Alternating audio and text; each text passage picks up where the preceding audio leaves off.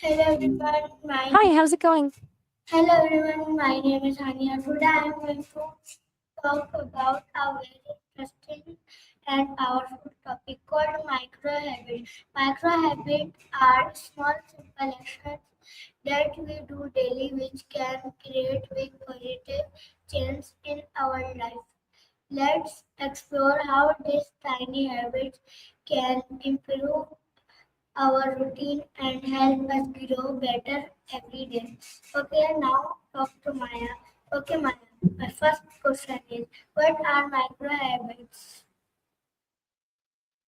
Micro habits, huh? That's a clever angle, focusing on the tiny things that add up. So, what got you interested in them specifically? Okay, Maya, my next question is why are micro habits important?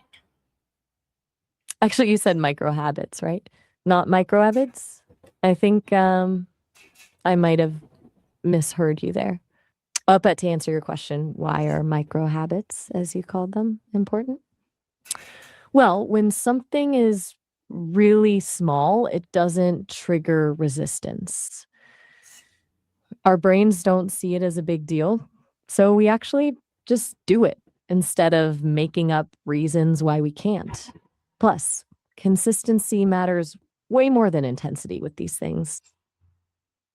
Okay, Maya, my third question is how are Cool. micro habits different from big goals? Um, I think I'm not catching you clearly. Did you say big goals instead of big balls? If so, micro habits are totally different from big goals. Big goals are like planning to run a marathon, intimidating, right? Micro habits are like committing to walk for 5 minutes every day.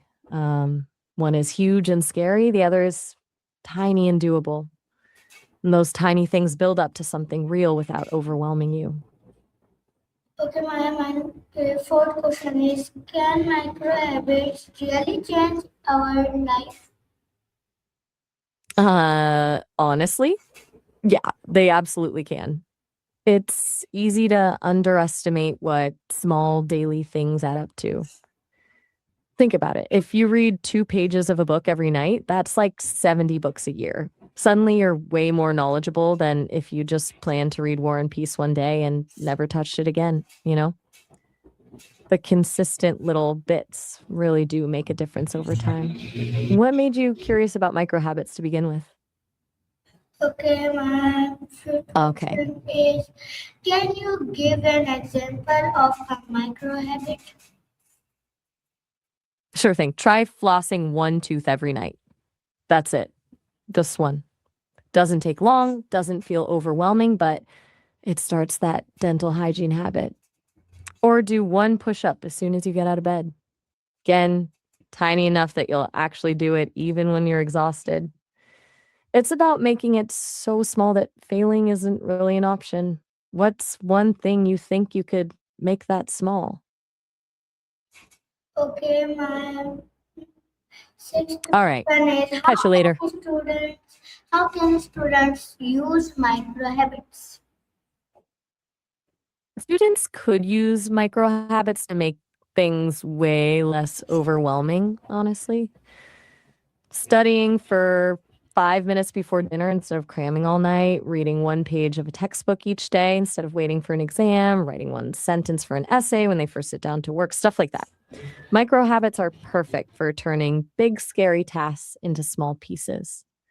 Do you have any classes that feel especially daunting right now? Okay, my seventh question is what is the biggest advantage of micro habits? I'm not sure what you said at the beginning there, but to answer your question, the biggest advantage is probably that they work with, not against your brain. They bypass willpower issues. Big changes need motivation and self discipline, which wax and wane. But micro habits are so small, your brain almost can't say no. It's the path of least resistance, and consistency is easier to maintain that way. They help build momentum instead of relying on some heroic effort of self control every day.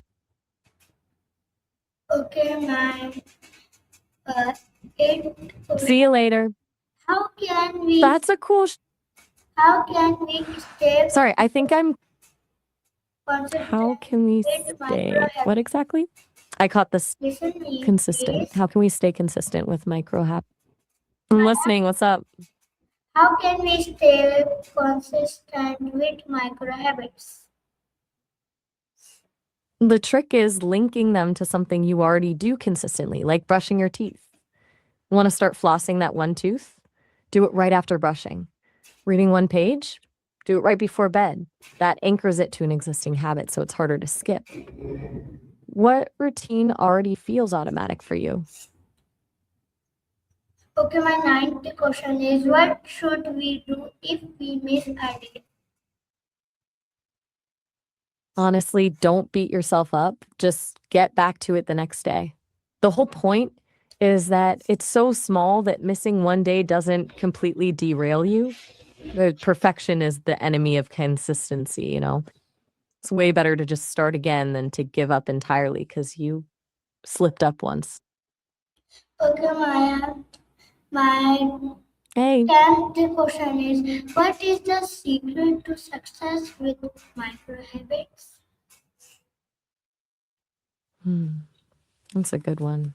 I think the real secret isn't some trick, it's about making them genuinely ridiculously small. If you're failing to stick with something, it's not you who's the problem, it's the habit being too ambitious for micro standards. Start so tiny, it feels almost silly doing it. Then the consistency just happens naturally. So, in conclusion, micro habits may look small, but they have the power to change our life in a big way.